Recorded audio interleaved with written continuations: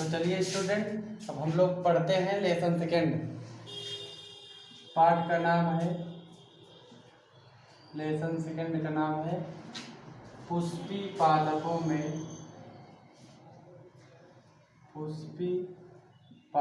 में लैंगिक जनन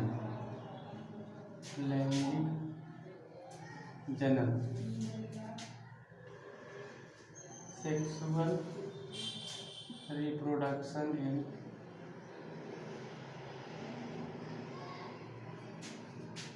flowering plant. Sexual reproduction in flowering plant. तो अब हम पहले जानेंगे लैंगिक जनन क्या होता है। लैंगिक जनन की वह विधि जिसमें युग्मक का निर्माण और संलयन होता है, उसे ही हम क्या कहते हैं, लैंगिक जनन। यानी जनन की वह विधि जिसमें युग्मक का निर्माण और संलयन होता है, उसे हम क्या कहते हैं, लैंगिक जनन कहते हैं। तो हम देखते हैं कि जो पुष्पी पादप होते हैं उसमें लैंगिक जनन कैसे होता है, युग्मक का निर्माण कैसे होता है। तो इसके लिए हमें सबसे पहले पुष्प की संरचना का अध्ययन करना होगा। तो हम चलिए पुष्प की संरचना बनाते हैं।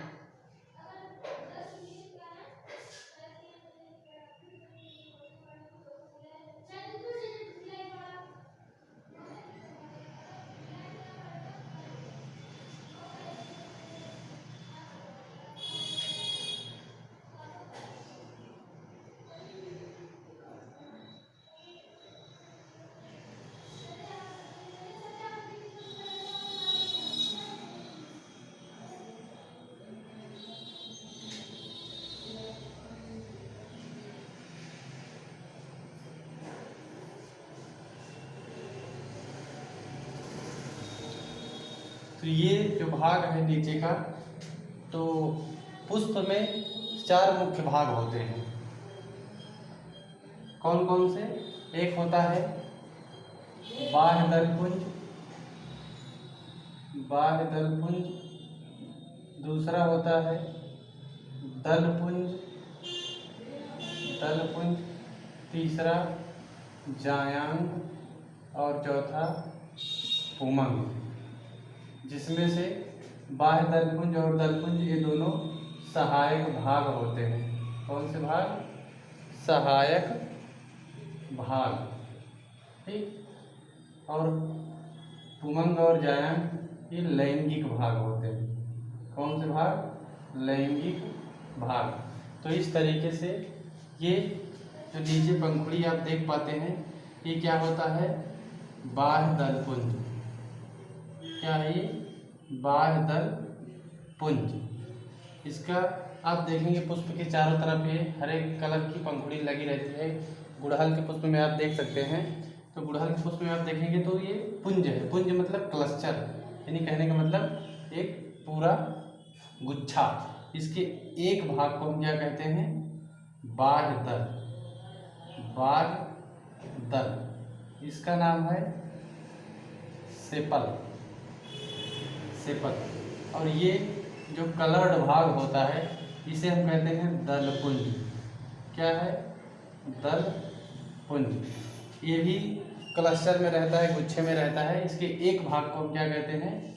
दल। इसको इंग्लिश में पेटल क्या कहते हैं? पेटल। और दलपुंज को कहते हैं कोरोला। इंग्लिश में क्या कहते हैं? कोरोला। तो इस तरीके से जो पुष्प के सहायक चक्र या सहायक भाग होते हैं वो आपको समझ में आ गया होगा। यानी जो सबसे नीचे का ग्रीन कलर का भाग होता है उसे हम क्या कहते हैं? बाह्य दलपुंज। उसके ऊपर जो कलर्ड भाग होता है उसे हम क्या कहते हैं? दलपुंज। और इसमें हम देखते हैं पुष्प के लैंगिक भाग। तो यहाँ पर हम देखेंगे इस तरीके से, यहाँ पर पुष्प का ये कौन सा भाग होता है?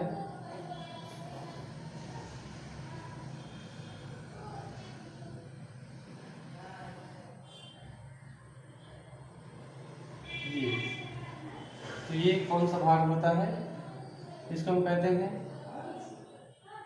पुंकेसर। पुंकेसर ये आपका, ठीक। और इधर जब हम देखते हैं तो ये पूरा भाग इसमें से कुछ इस तरीके से रहता है।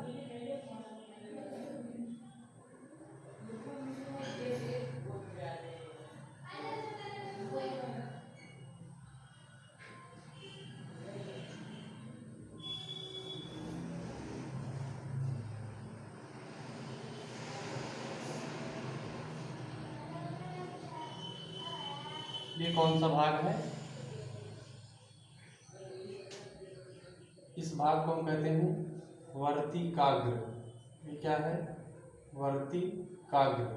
और ये जो ट्यूब लाइक स्ट्रक्चर होता है इसको हम कहते हैं वर्तिका। क्या है ये, वर्तिका। और ये यहाँ से यहाँ तक के भाग को क्या कहते हैं, ये भाग, इसको हम कहते हैं अंडाशय। क्या है ये, अंडाशय।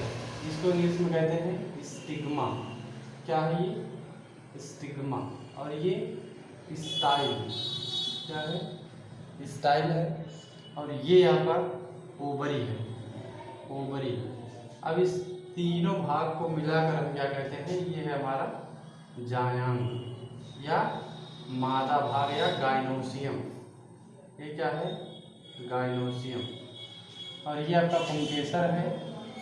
और ये भाग जो एक स्टिक लाइक है, छड़ के समान, ये क्या होता है, इसको हम कहते हैं तंतु। क्या है ये, तंतु। इंग्लिश में कहते हैं फिलामेंट। ये क्या है, फिलामेंट। तो इस तरीके से ये पुंकेसर और तंतु, ये जो ऊपर जो इतनी संरचना दिख रही है आपका पुंकेसर है, जो पाउच लाइक स्ट्रक्चर है दोनों तरफ होगा। ये जो पाउच लाइक स्ट्रक्चर होता है इसे ही हम क्या कहते हैं, परागकोश। क्या कहते हैं, परागकोश, ठीक। और अब इतने पूरे भाग को, यानी इतने भाग को हम क्या कहते हैं, पुमंग। ये कौन सा भाग है आपका, पुमंग है। तो कहने का मतलब इधर ये पुमंग यानी नर भाग, पुमंग को हम क्या कहते हैं, नर भाग। और जायांग को क्या कहते हैं, मादा भाग। क्या है ये, मादा भाग। और इसमें हम देखते हैं ये क्या होते हैं, ये जो पाए जाते हैं इनको हम कहते हैं बीजांड। क्या है, बीजांड। बीजांड प्राय कहाँ पाए जाते हैं, अंडाशय। इसे इंग्लिश में कहते हैं ओव्यूल। ये ओव्यूल है। तो इस तरीके से ये पूरा इतना सिस्टम अंडाशय हो गया और इधर ये बीजांड हो गया। इधर बाह्य दलपुंज, इनकी जो भाग होते हैं ये सहायक भाग, यानी दलपुंज और बाह्य दलपुंज ये दोनों सहायक भाग होते हैं। और इधर पुमंग और जायांग ये दोनों लैंगिक भाग होते हैं। पुमंग से यहाँ से ये नर भाग है, तो ये नर युग्मक, यानी यहाँ से जो परागकण है इस परागकोश में ये यहाँ से निकलते हैं और कहाँ पे जाके पहुँचते हैं, मादा भाग पर। मादा भाग में कहाँ पर पहुँचेंगे, स्टिग्मा यानी वर्तिकाग्र पर। वर्तिकाग्र पर ये पहुँचने के बाद एक प्रक्रिया होती है जिसे हम क्या कहते हैं, परागण। यानी परागकोश से परागकणों का वर्तिकाग्र पर पहुँचना क्या कहलाता है, परागण कहलाता है। तो इस तरीके से ये जो परागकण यहाँ पे पहुँच जाते हैं तो ये यहाँ पे ऐसे जर्मिनेट करते हैं, इसमें से नली ऐसे जर्मिनेट करती है और जा करके यहाँ पर क्या पाया जा रहा है, बीजांड। यानी ये मादा भाग है, यानी मादा युग्मक है। ये क्या है, मादा युग्मक। और मादा युग्मक में ये मिल जाते हैं। यहाँ पे संलयन के बाद दोनों के फिर निषेचन की प्रक्रिया होती है और निषेचन की प्रक्रिया के बाद ये क्या बन जाता है, बीज में कन्वर्ट हो जाता है। तो ये रहा आपका पुष्प की संरचना। ये क्या है, पुष्प की संरचना है, ठीक। वेरी वेरी इम्पोर्टेंट, बहुत महत्वपूर्ण है ये परीक्षा की दृष्टिकोण से। तो आपको मेन रूप से, मुख्य रूप से आपको बाह्य दलपुंज, दलपुंज, पुमंग और जायांग पुष्प के इन्हीं भाग के बारे में आपको डिटेल से जो है नॉलेज करना है। तो क्योंकि जो बाह्य दलपुंज और दलपुंज जो होता है ये आपका सहायक भाग है, जबकि पुमंग और जायांग ये आपके लैंगिक भाग होते हैं। तो इस तरीके से आपने देखा कि ये सहायक भाग और लैंगिक भाग दोनों उसमें पाए जाते हैं और दोनों से किस तरीके से परागण प्रक्रिया के माध्यम से बीज का निर्माण हो जाता है। और यहाँ पर ये मादा युग्मक होता है और यहाँ पे के जो पराग कण होते हैं। देखिए ध्यान दीजिए, आपको कंफ्यूजन इसी बात का होता है कि आप देखते हैं कहा जाता है परागण और एक होता है पराग कण, इसमें अंतर है। अंतर क्या है? ये क्या है? एक प्रक्रिया है। परागण एक प्रक्रिया है जिसके द्वारा परागकोश से परागकण ये क्या होते हैं? नर युग्मक होते हैं। परागकण नर युग्मक, ये परागकोश से परागकण निकल करके ये स्टिग्मा यानी वर्तिकाग्र यानी मादा अंग के पास जाकर मिलते हैं और यहाँ से ये जर्मिनेट करके यहाँ जो ओव्यूल होता है अंडाशय में वहाँ पर मिल जाते हैं और मिलने के बाद यहाँ पर निषेचन होता है।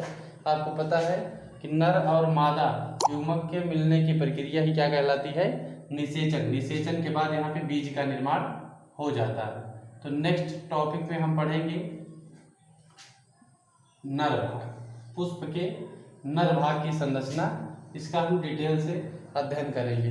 Thank you.